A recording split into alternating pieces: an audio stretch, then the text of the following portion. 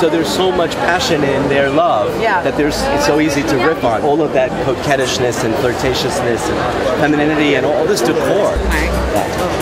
That was the sickest show ever. I can't believe we're dressed her. I'll make you. And I said 2000.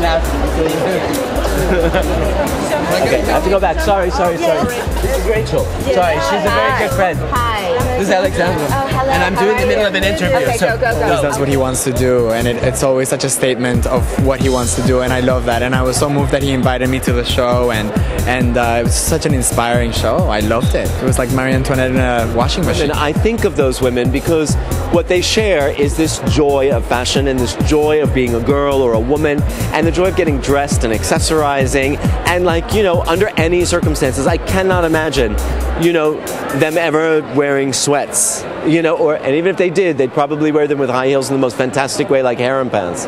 So I just think these are girls who with no effort but just pure love and passion get dressed.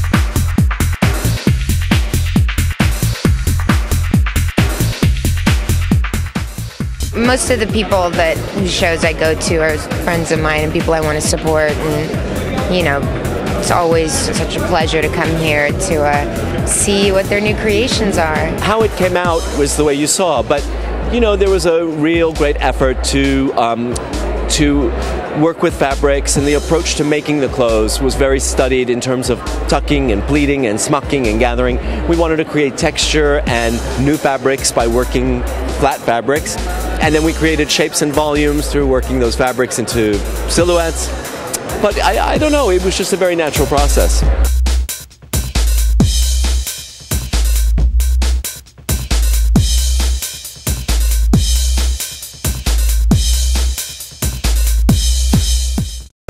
Adrian in the studio had tied a little piece of fabric in Lucy, another girl in the studio's hair, and she had a top knot and she has fringe and she was looking very French, and I pulled the fabric was up and I thought they looked like bunny ears, and we'd made these pom-poms that looked like bunny tails, and at one point a girl came out in a black dress and I put a white tail on her, and I thought, oh, I like the makeup kind of Playboy bunny, with this wet glossy beige lip and a little bit of black eyeliner.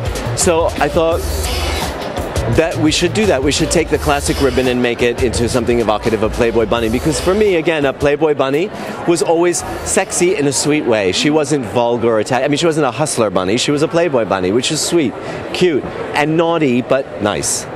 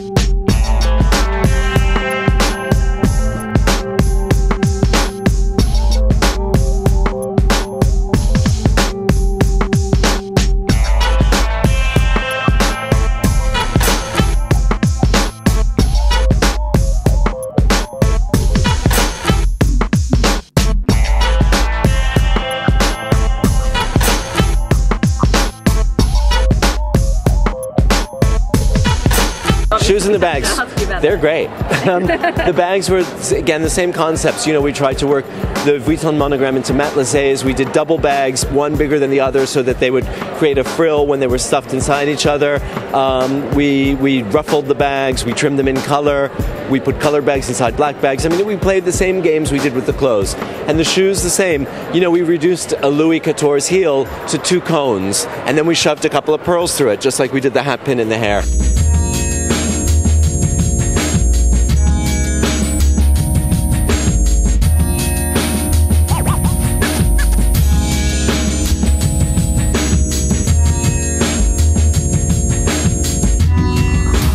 He's just got such an amazing flavor for style and being chic and making things that are old new, and but also doing it with in such a modern way that, you know, you can never really pinpoint what the inspiration is. It's just always like reinventing style. There was this sort of, kind of like you said, naive approach to these classic things. The Louis heel, the sort of little ball dress, you know, all that stuff. It was very 1+1, really simple.